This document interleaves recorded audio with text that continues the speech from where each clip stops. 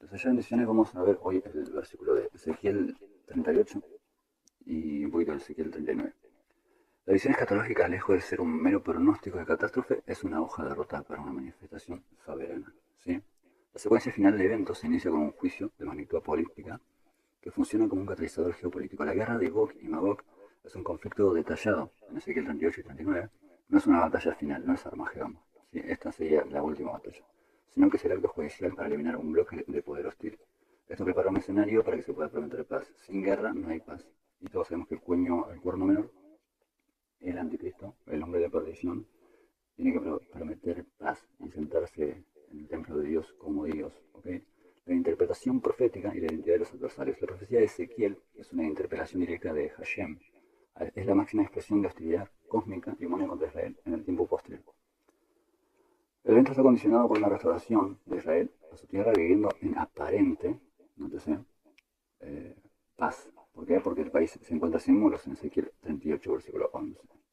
Gog es un líder, es el líder septentrional. Septentrional hablamos del norte, cuando decimos septentrional. ¿Okay?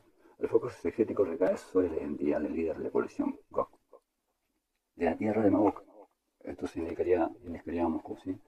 Príncipe soberano de Mesec y Tubal, Ezequiel 38, versículo 2.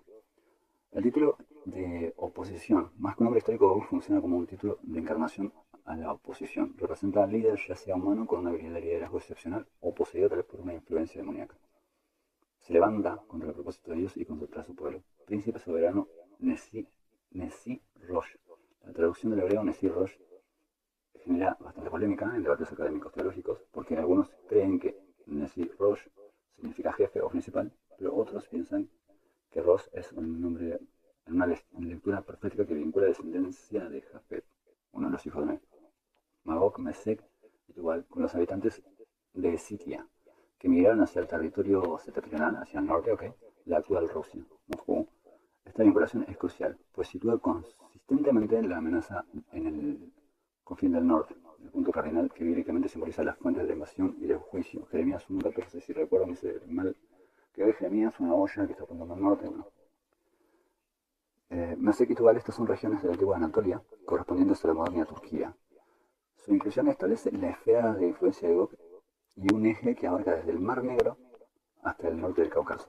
Si las estepas rusas, en control de estas zonas, por Gog definen la amenaza septentrional que desciende sobre la montaña de Israel. ¿Okay? Punto 2. La coalición multinacional y el contexto de hostilidad. La lista de naciones aliadas no son aleatorias, sino que establecen una naturaleza de extensión de hostilidad contra Israel, confirmando la universidad de conflicto en una dimensión regional. Persia, igual, Irán, la amenaza del este, Quds, Etiopía y Sudán, y Fud, Libia, África del Norte, señalan la amenaza desde el sur o el suroeste africano. Gomer y Togarma, posiblemente regiones de la moderna Turquía o Anatolia Oriental. El propósito de la invasión es obtener un botín y la presa. Tal vez esto es luego de la guerra de Salmos 83, sí, la riqueza acumulada de Israel restaurado. Sin embargo, en esta forma terrorista es el uso divino que ya Dios había declarado, porque, ahora vamos a leer el versículo 1, dice, yo te atraeré. En Ezequiel 38, versículo 4 dice así, yo te atraeré. No es una iniciativa de él, sino que termina siendo un instrumento, bueno, 38.4, confirmando que esta invasión es parte de un plan judicial, para demostrar primeramente el poder de Dios, eh, y no es meramente una guerra, sino un acto que actúa justamente como juicio divino.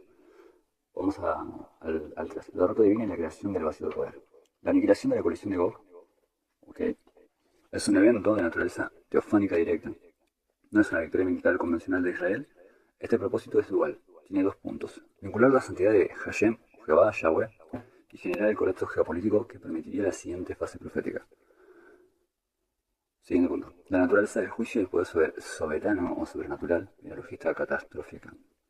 El juicio de Dios se manifiesta a través de la fuerza incontrolable de la naturaleza y la confusión militar, subrayando que el poder excede toda capacidad humana. Juicio cósmico, tectónico, la interacción involucra desde terremotos hasta precedentes en la tierra de Israel.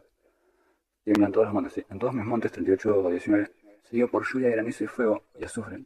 Este lenguaje evoca juicios primigenios de Dios. Si se acuerdan en el Antiguo Testamento, o Sodoma o Gomorra, las 5 ciudades, como el diluvio, ¿sí? Enfatiza la ira de Dios por su pueblo, el celo de Dios por su pueblo. Si ustedes conocen la historia del caso de la Guerra de los 6 días, o van, investigan y averiguan, van a ver que pasaron cosas sobrenaturales. ¿Sí? Confusión interna y caos divino. Dios utiliza la misma maldad de los invasores contra ellos. La espada de cada cual será contra su hermano. Ezequiel 38, 21. Este juicio desorganiza al ejército desde adentro y asegura la derrota completa pero total. Atribuible solo a la intervención divina. Siempre venimos diciendo que América no aparece en las profecías, y es real. No se sabe si es por una lavada de manos como Poncio Pilato, no se sabe si es porque acaban terminando de caer en las plenas guerras que están previas a la de Armagedón. Bueno, estos conflictos que están sucediendo ahora, hoy, 2026, 2027, 2028, solo Dios sabe. Nosotros no podemos especular, nosotros tenemos que ir a la Biblia y ver geopolíticamente qué naciones están, cuáles son hoy actualmente, algunas obviamente porque cambiaron sus nombres y demás, pero muchos, cierta escuela cree que son los comerciantes de Tarsis, ¿sí? Que son comerciantes de Tarsis. Esto se cree en Salmos 38. Y otros directamente otra escuela directamente cree que Estados Unidos no aparece más, porque Apocalipsis dice que se destruye la cuarta parte de la Tierra. En el mundo hoy tenemos 8.200 mil millones de habitantes, y una cuarta parte de América del Norte hacia el sur ni siquiera alcanza a una cuarta parte de la cantidad de personas o habitantes que hay hoy. Bueno, la escala de la aniquilación de los detalles logísticos son de 7 meses para enterrar muertos, 7 años para quemar armas. Esto en el 39.9. La escala de aniquilación y los detalles logísticos, 7 meses para enterrar a los muertos y 7 años para quemar las armas. Ezequiel 39, 9 al 12, son hipérboles que enfatizan la magnitud de la catástrofe. ¿Sí? Este evento y la cantidad de material militar y cadáveres es tan vasta que la geografía de la región es definida creando el valle de Amongok. ¿Sí? El vacío geopolítico y el contexto de crisis. La destrucción de estas potencias septentrionales, Rusia, Irán, Turquía, etc., es la interpretación tradicional de un movimiento estratégico de tablero profético. Eliminación de la oposición. Se elimina principalmente el bloque de poder de su ideología geográfica y se pondrá el futuro pacto en dominio de Occidente global, que el anticristo va a representar. Ok, en estas naciones que le engañan, que son 10 y se recuerdan, ¿no? La mayoría de los países que aparecen son islámicos, ¿sí? Son descendientes de Ismael, son del Islam, ¿ok? Para que se comprenda un poco. Bueno, vamos a ver una inestabilidad global, ¿sí? La conmoción por un ejército aniquilado por la intervención directa de Dios, como pasó en la Guerra de los 6 días. Un lubricante político que está en el escenario de terror, la necesidad global del catalizador perfecto, la humanidad, en especial Israel. En el centro del cataclismo, sí se clama por una garante de seguridad global que pueda restaurar el orden. Y obviamente, este es el paso para que alguien venga a firmar este tiempo de paz en los últimos 7 años, que es la última semana de las 70 semanas de Daniel. Como lo dijimos anteriormente en nuestros estudios, y si no, bueno, lo reiteramos en este. Bueno, de las 70 semanas de Daniel, bueno, Israel tiene semanas de años, de meses y de días. Se han cumplido 69 semanas, el domingo de Ramos, ¿sí? De nuestro Señor Jesús, y queda una semana en pausa. Esa semana en pausa van a ser los últimos 3 años y medio de tribulación, 3 años y medio de gran tribulación. Y en ello tiene que ocurrir todo. Las copas de la ira, los jinetes. Si usted se fija, ok, bueno, usted saca su propia. Ya vamos a ver el libro de Apocalipsis, perdón. Y tenemos el caballo, que es el de la peste, ¿sí? Tenemos la muerte, tenemos el anticristo, que es el caballo, uno de los caballos, ¿sí? Y tenemos la guerra. Y si ustedes se pueden pensar cuánto tiempo hubo guerra, según el Instituto para la Paz en Suecia, Estocolmo, solo hubieron 26 años de paz desde los 7.000 años de historia que tiene aproximadamente la humanidad. La falsa seguridad y el acceso de la bestia, ¿sí? Esto está en Daniel 7, versículo 9. El escenario de terror y desorden global provocado por el juicio teofánico sobre Gog y su coalición. Esto genera un vacío de poder, un clamor desesperado por orden. La profecía esta va a indicar un momento como oportunidad para que emerja una figura. Justamente es este, el hijo de perdición, cuyo primer acto político sería la instauración de una falsa paz global mediante un pacto de seguridad. Esto se puede leer en Daniel 9, 24 al 27. El poder que surge para llenar este vacío geopolítico no es un imperio monolítico antiguo, sino es una alianza política cuya razón es la resurrección de una antigua hegemonía. Aunque muchos dicen, bueno, el hombre de perdición ya se sentó, etcétera, en el templo. Bueno, templo se destruyó 70 años después de Cristo. Teofanes, Tito, emperador romano. Pero vamos a explicar. Los judíos todavía siguen esperando un Mesías, ¿ok? Y nosotros sabemos que Jesús hablaba del hombre que se iba a sentar. Y Pablo, después de Cristo, dice, se sentarán en el templo de Dios como Dios, ¿ok?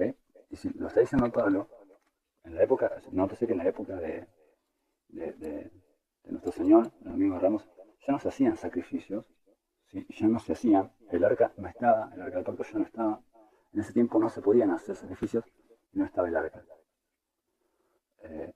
¿Dónde quedó el arca? No, bueno, sí podríamos hablar de libros apócrifos que no nos corresponden en este momento. Entonces es necesaria la reconstrucción de este templo, de un tercer templo, porque para que se siente en un lugar de prometer paz, este sujeto o este personaje se necesita una reconstrucción. Bueno, Israel está preparando el menorá, los utensilios sagrados, la ropa de los sacerdotes, practican todos los años y demás. Vamos a ir viendo un poco los cuernos y el cuerno pequeño. En la profecía de Daniel sí se visualiza un dominio mundial final, ¿sí? Como una cuarta bestia. Es espantosa y es terrible. El Espíritu Santo quiso decir cómo eran las otras bestias. Uno es un leopardo con alas, bueno, eso. Tenemos medos persas, sí, Grecia, Roma, etcétera, etcétera. Pero hay una de estas bestias que dice una bestia, los otros eran como animales, ¿sí? Y el Espíritu Santo dice, esta es una bestia, esta es peor que un animal, es peor que el sadismo o la ferocidad de un oso. Los 10 cuernos, 10 reyes, naciones. Estas 10 representan una coalición de naciones que confieren poder y autoridad.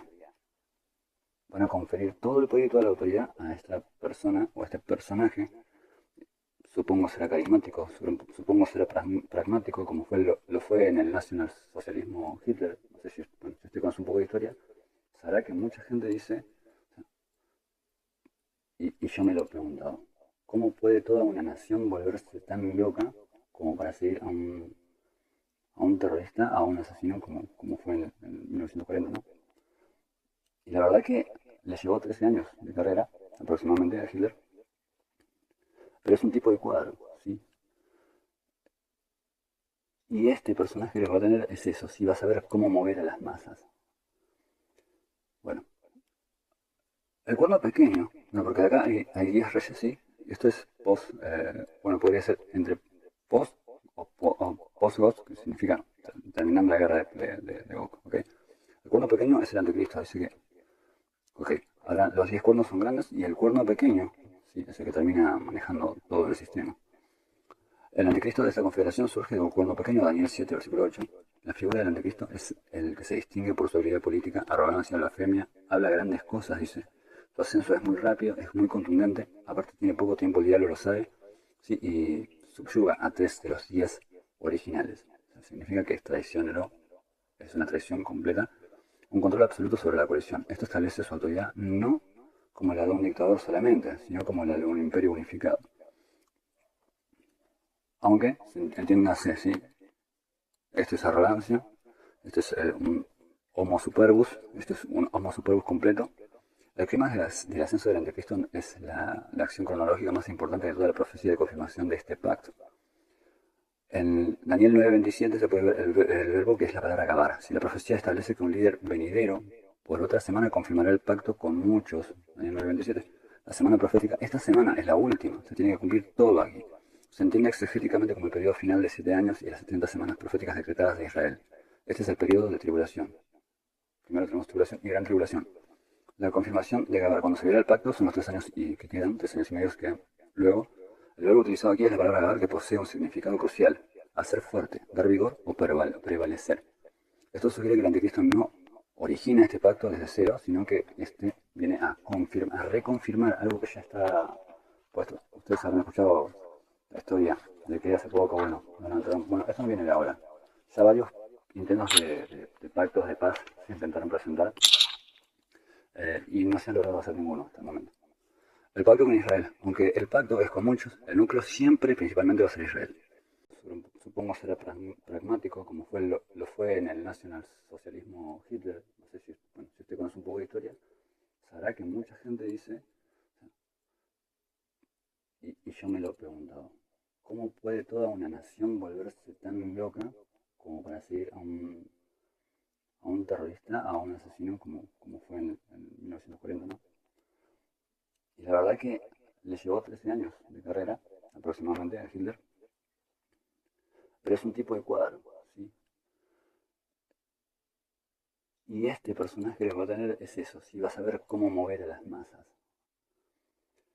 Bueno, el cuerno pequeño, bueno, porque de acá hay 10 reyes, ¿sí?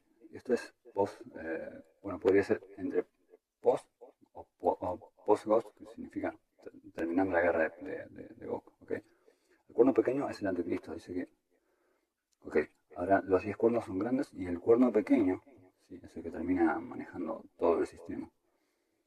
El anticristo de esta confederación surge de un cuerno pequeño, Daniel 7, versículo 8.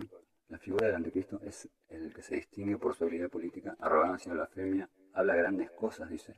Su ascenso es muy rápido, es muy contundente, aparte tiene poco tiempo, el diablo lo sabe, ¿sí? Y subyuga a 3 de los 10 originales. O sea, significa que es traicionero, es una traición completa, un control absoluto sobre la coalición. Esto establece su autoridad no como la de un dictador solamente, sino como la de un imperio unificado.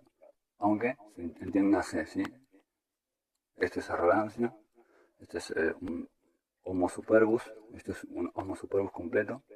El clima del ascenso del anticristo es la acción cronológica más importante de toda la profecía de confirmación de este pacto. En Daniel 9:27 se puede ver el verbo que es la palabra acabar. Si la profecía establece que un líder venidero por otra semana confirmará el pacto con muchos, Daniel 9:27, la semana profética, esta semana es la última, se tiene que cumplir todo aquí.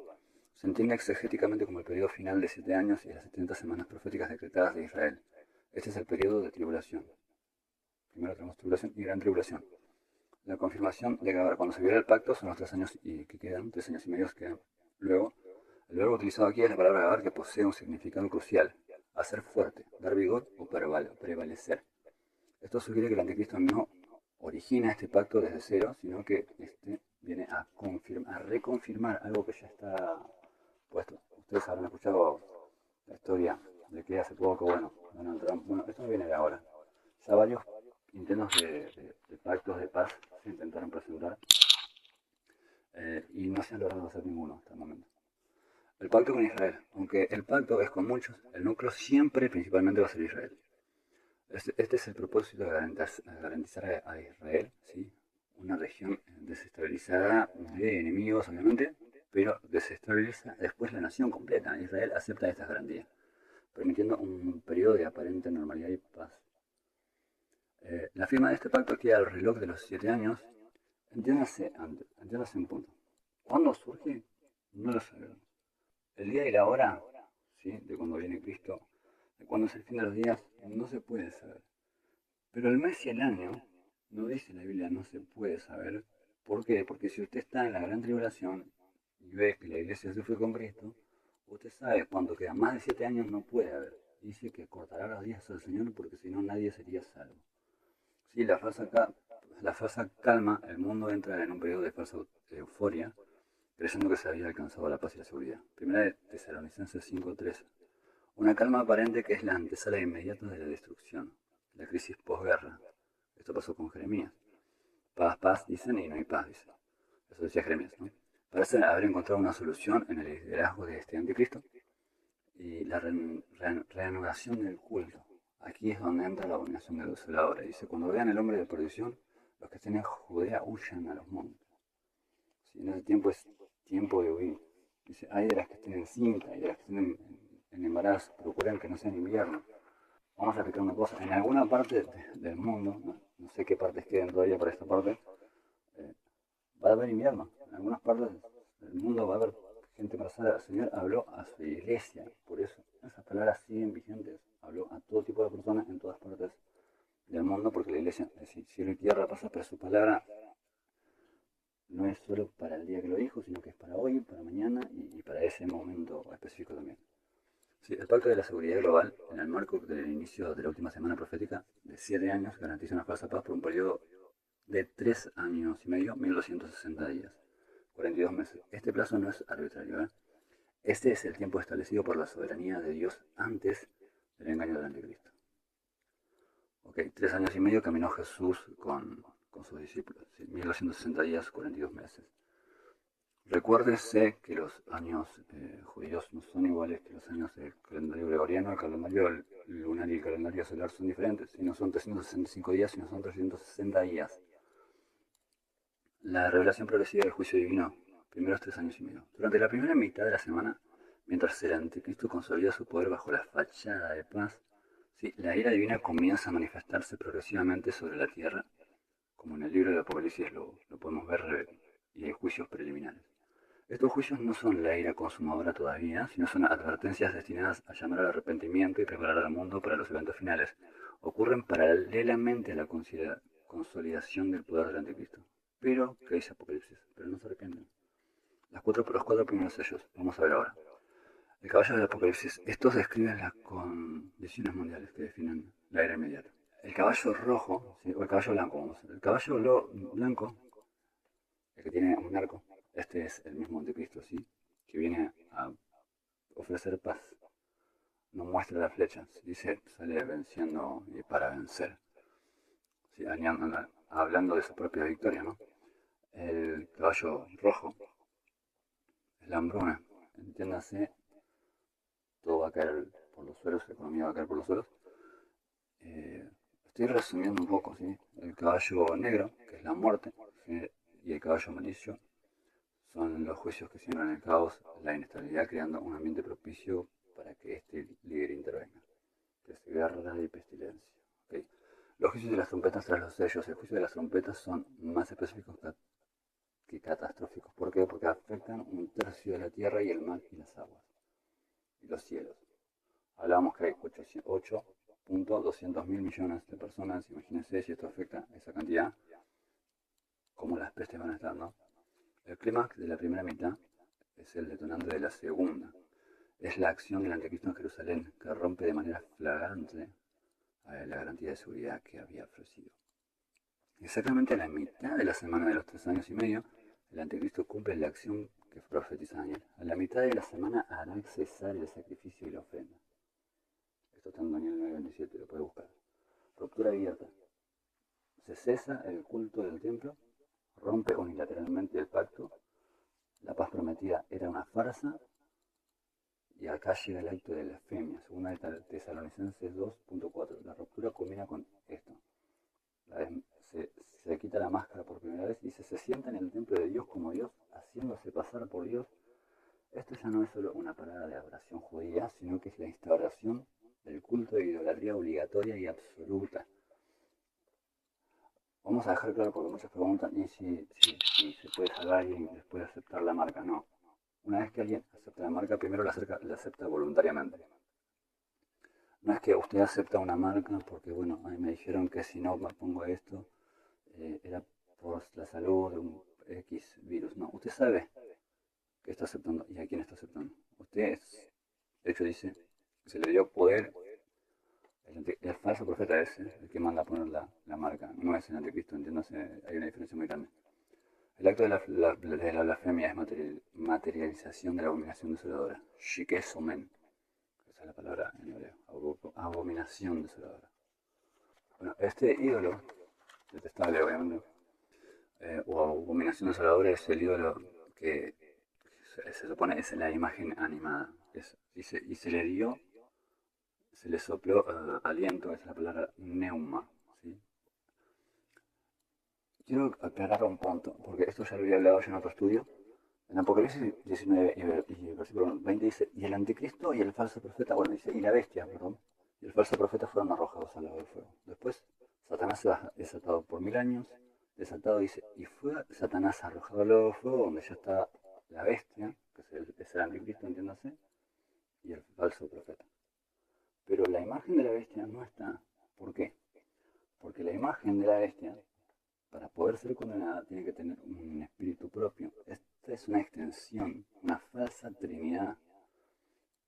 Y usted se pregunta, ¿cómo puede haber una falsa trinidad? ¿Y cómo es? Y sí. El falso profeta viene a ser la parte de Juan el Bautista para Jesús. Vamos a suponerlo así para que se me entienda. Este anticristo también significa el que ocupa el lugar de lo que contradice, ¿no? diablo vendría a ser el padre de la mentira, ¿no? El padre de este asesino y mentiroso. Y la imagen, esta, así como Dios nos creó al hombre a imagen y semejanza, esta imagen también tendrá una vida prestada, pero una vida neuma, no una vida zoe, ¿ok? Por eso no es enjuiciada. Que no te sé, usted especule lo que usted quiera, yo no le voy a decir que especule. Pero sabemos que hay un montón de cosas que se están utilizando hoy día y usted tal vez ni siquiera sabe cómo están funcionando y honestamente no hay nada que tenga inteligencia y conciencia si no la puso Dios. Eso se lo digo así sencillo. El inicio de la Gran Tribulación es un evento que marca el umbral del periodo de la máxima persecución y la intensidad jamás conocida antes. ¿Por qué? Porque nunca hubo tribulación como la habría acá. Esto lo decía en Mateo 24, versículo 21, al reino y la blasfemia de la persecución. Con el pacto roto, solo restan 42 meses, 3 años y medio. Son el periodo de la Gran Tribulación. Aquí ya no es como al principio, ¿ok? La guerra total contra los santos. En Apocalipsis se confirma que este periodo de tiranía se le dio autoridad para actuar 42 meses y se le permitió hacer guerra contra los santos y vencerlos. Hay gente que dice, bueno, la iglesia no va a pasar persecución. Y si no va a pasar persecución, ¿quiénes son los santos? Preguntaría yo, ¿no? Si santos significa apartados para Dios. Significa, estos son personas que están salvas, sí, pero ya están en la gran tribulación. Entiéndalo, están ahí. Apocalipsis 13, 5, versículo 7. Este es el tiempo de la mayor prueba para creyentes en la tierra, incluyendo el ministerio de los dos testigos, los 144.000, quienes profetizan durante este mismo periodo de 1260 días. El falso profeta es el lugarteniente religioso del anticristo. Implementa un sistema de control absoluto como la marca de la bestia. Nótese que es el falso profeta quien lo implementa. ¿Ok? Entienda eso. Esta es la palabra charagma. Que la palabra charagma se escribía antes, bueno, hace mucho tiempo, cuando se trataba de imprimir algo. Y esta palabra charagma significa como caracteres. Significa que va debajo de la piel, ¿sí? Como un sellado que usted no se puede quitar. Una vez que usted acepta este charagma, ya está. La marca pasa a ser interna, no por más que se corte el brazo, ya está. Usted ya sabe lo que aceptó. Usted no aceptó sin conciencia. Control económico y espiritual. La marca impuesta en la mano derecha o en la frente. Las personas preguntaban si la marca es voluntaria o no. Si la marca es completamente voluntaria. De hecho, la Biblia, entendemos nosotros que el infierno es el lugar más voluntario del mundo. Ok, bueno, esta va a ser primeramente una decisión ontológica, sí, que va a cambiar el fin, la decisión final de la estadía del alma personal e individual. Los juicios van a empezar a caer, las copas empiezan a caer, primeras marcas son las úlceras, luego el mar se convierte en sangre. Pero bueno, aquellos que hayan resistido hasta el final y no hayan aceptado la marca, obviamente reinarán, ¿sí? Y bueno, aquí se sabrá quién es quién. Eso es solamente una parte, lo voy a compartir en varias partes, entonces ya espero sea de tanta bendición para usted.